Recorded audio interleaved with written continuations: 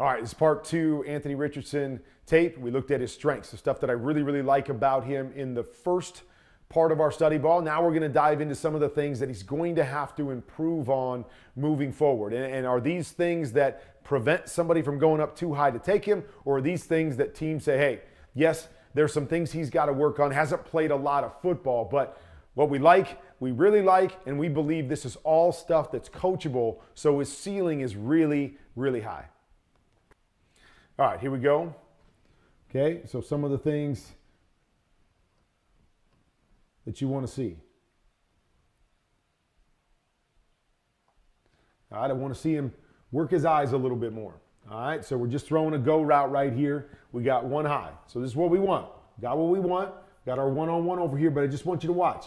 Eyes are in that direction the entire time, okay? We need to be able to hold this free safety. Watch the free safety. Free safety is able to turn and get a running start at this throw because of the eyes. Okay, it's a great job. Come back, okay? Hold your eyes down the middle. Just stare right at the free safety.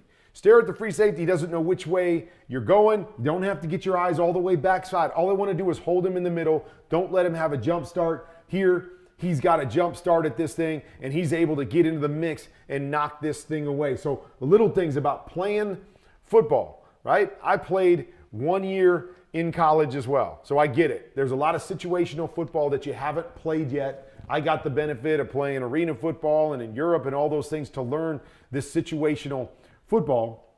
But those are the things that we want to see from him moving forward, is those little nuances to the game.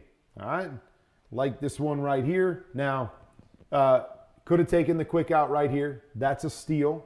Okay, what I want to see is he's coming back again is come out, where are your eyes? Okay, I'm not really sure why his eyes are down the middle of the field. Okay, this is kind of like a pure progression type play.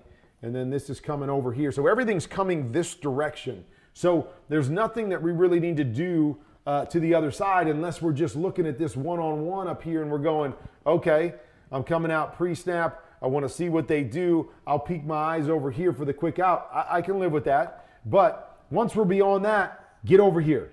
1, 2, and then work to 3 right here. But get your eyes there. Here I felt he's a little bit late, but does a nice job. Look at the real quick set reaction, able to still fit it in. I just want to see his eyes do a little better job of knowing exactly what he's trying to do on a particular play. Again, I'm going to come back to this one because it looked like, I'm not sure. This guy, I thought he was coming over the other direction, but now at the end, he maybe starts to go back in the other direction. Okay, so maybe we're saying maybe that's why his eyes were over there. But by the same token, if his eyes are over there and he's looking to possibly get this, then we want to read this one first. So now we're going to go 1 to 2 over here. Okay, 1 to 2 over here. So whichever side you pick, get your eyes there right now. Understand that these guys in the middle have nothing to do with anything because we got, outs going all over the place. Guys inside don't matter. Get your eyes over there so you can be on time with the throw.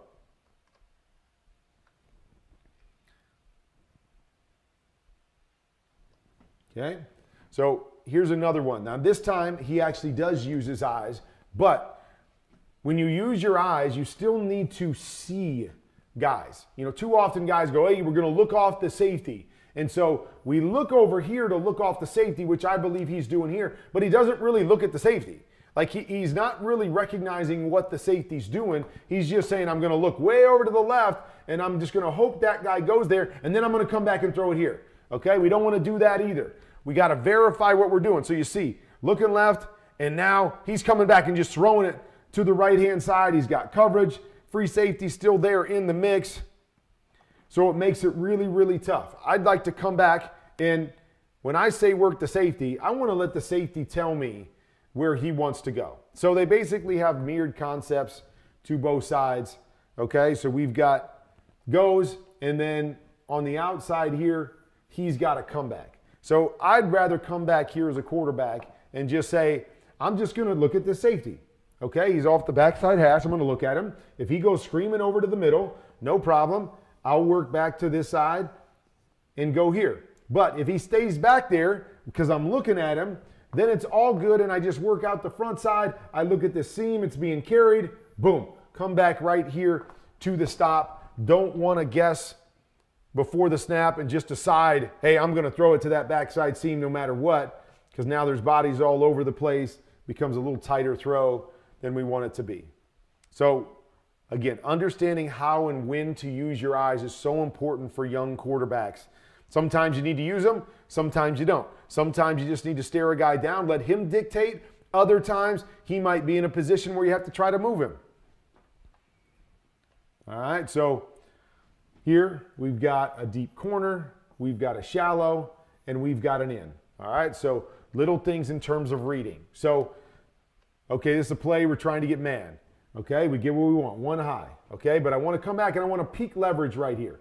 Okay, what I mean by that is I'm running a deep corner. The defender is already on the outside number. So let's not force this thing to that. Let's get to our high-low read now of our in to our shallow. Both of them are there. You've got time. You've got opportunities to step up and make one of these throws. Just make a throw right there. One or the other.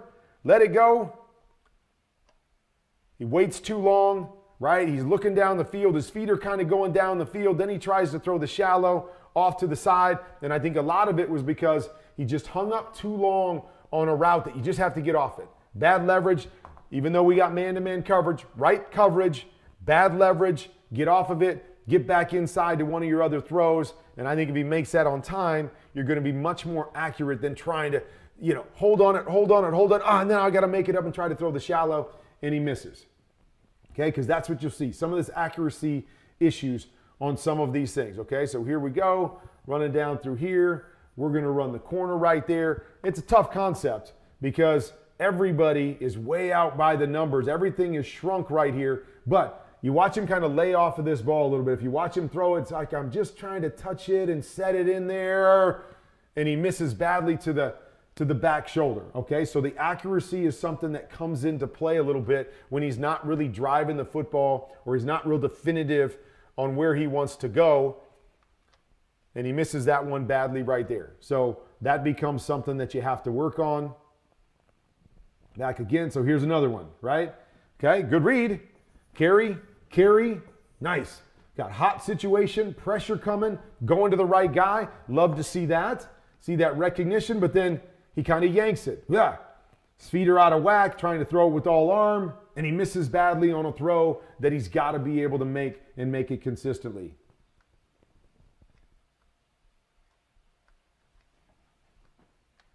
So here's another one. A little screen. Comes out, kind of funky, kind of thrown across his body. And again, can't look at this, that this guy's coming to blow it up. I got it. Not a good job blocking on the edge, but I'm looking at the throw. Like, this has got to be you got to put it on his numbers. You got to be able to make these throws. And this is sometimes the problem. Even though these are just little bubble plays, it's, hey, I need you to make the layups. I need you to make the easy throws to go along with those big plays we saw on tape number 1. And we've got something really, really special. But you can't just live in the big play world. You got to be able to make the layups over and over again in the league. Here's another one. Athletic, moving. You see him kind of falling away back this way instead of being able to turn the corner and attack your throw.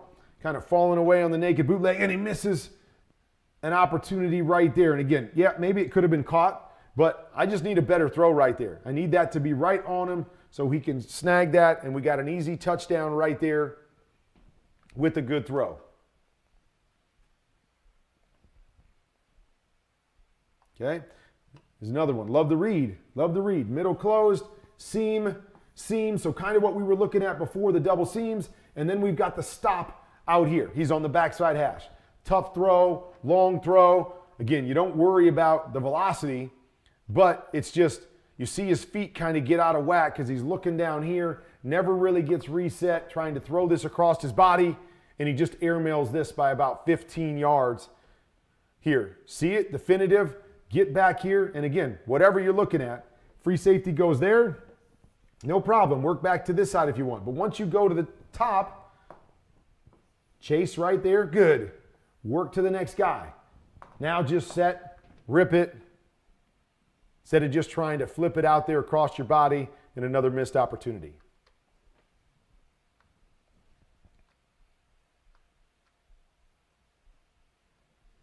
Okay, this one's tough here. This one's tough because they're in a 4th down and a long yardage situation. But what we have to see is everybody's loaded up here. Everybody's loaded up. They're playing a blitz 0 look right here. They're coming after him, okay? So we got to say to ourselves, okay, I'm not going to be able to necessarily beat this by throwing it down the field here. Now, I don't necessarily want to have to throw a bubble, but I got to understand what my hot situation is. So this is my hot guy. I got to beat him with the throw. I got to know he's coming. I got to beat him with the throw, even if that throw is throw the bubble right here and just hope that my guy can go and make some hay for me. But here, no recognition of the hot situation, that pressure situation, something that obviously he's going to see at the next level and something that he's going to have to improve on. You know, nice job here just going, hey, I got to make a play. It's 4th down. I know he just throws this up, but it's a smart move from that standpoint is throw it up somewhere, see if we can get somebody to make a play on it for us. But I want to see him recognize the pressure, see what's happening. So again, what I'm seeing as a quarterback is when I get motion, there is no movement by anybody here. Only movement is this guy here. Snap the football and toss it out there to him and let him go try to make a play for me.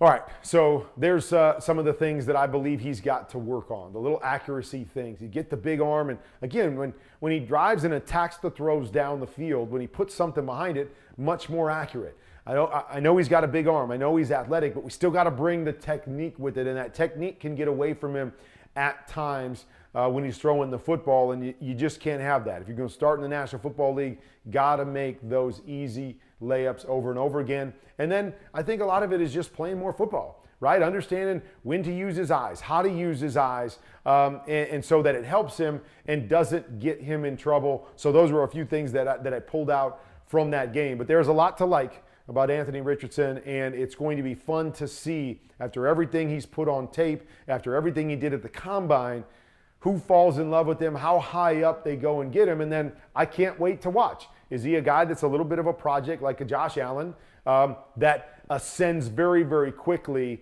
and we find him as being one of the most talented players in our league? That's going to be the challenge for any team, but obviously he shows that he's got the capabilities physically to do anything you ask him to do on a football field.